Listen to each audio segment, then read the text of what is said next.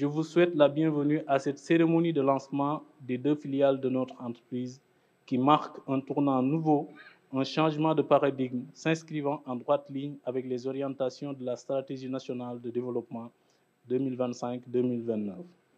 Que Monsieur le Président de la République, son Excellence, Monsieur Bassirou Diomaye Diakhar Faye, a défini et dont vous avez, vous, Monsieur le Premier ministre, la responsabilité de coordonner l'opérationnalisation afin de conduire le Sénégal vers une souveraineté économique et un développement endogène et durable.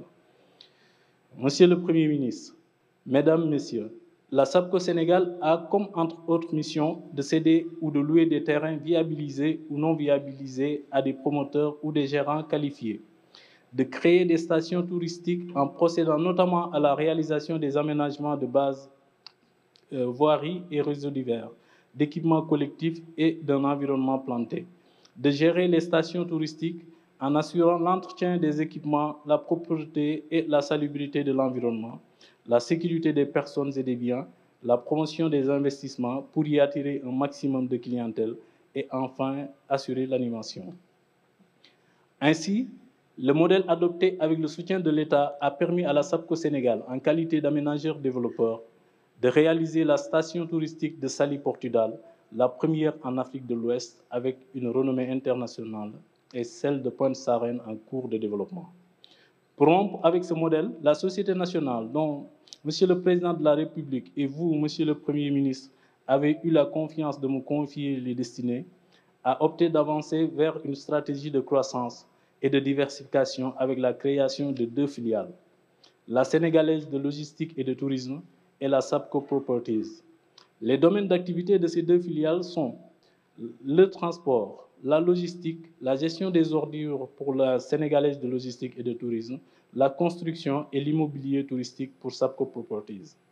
L'ouverture de ces filiales démontre notre volonté d'accroître et de consolider notre positionnement sur le marché touristique sénégalais.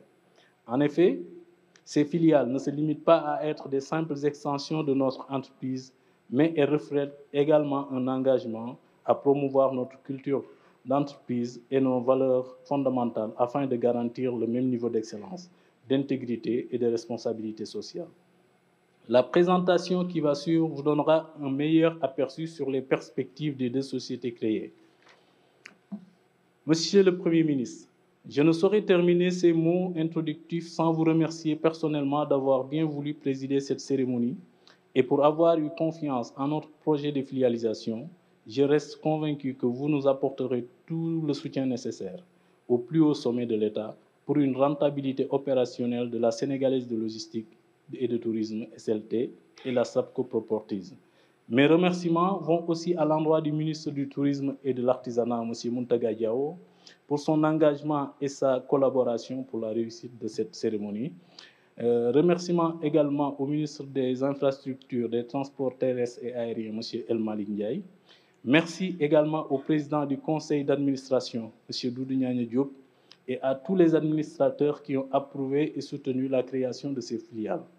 À tous les invités présents, je vous dis merci et je profite de cette occasion pour vous inviter à faciliter la collaboration à travers un partenariat fécond entre la Sénégalaise de logistique et de tourisme et la SAPCO Properties et vos structures respectives. À travers ces futurs partenariats, nous allons ensemble redynamiser le secteur touristique et rendre la destination Sénégal plus attractive. Je conclus mes propos en réitérant l'engagement de la SAPCO Sénégal pour soutenir le développement des pôles touristiques intégrés, compétitifs pour un développement économique et social, qui est la vision tracée par le président de la République, M. Bassirou Diomaye Diakhar Faye, pour le développement du secteur.